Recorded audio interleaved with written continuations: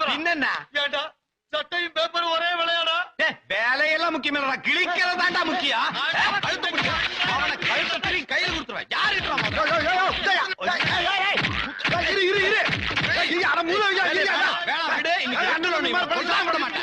Paper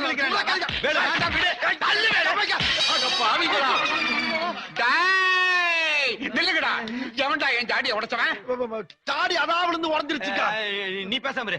இங்க பாருங்க, நான் வந்து இவர் சட்டை கிழிச்சேன், இவர் வந்து என் பேப்பர் கிழிச்சிட்டாரு.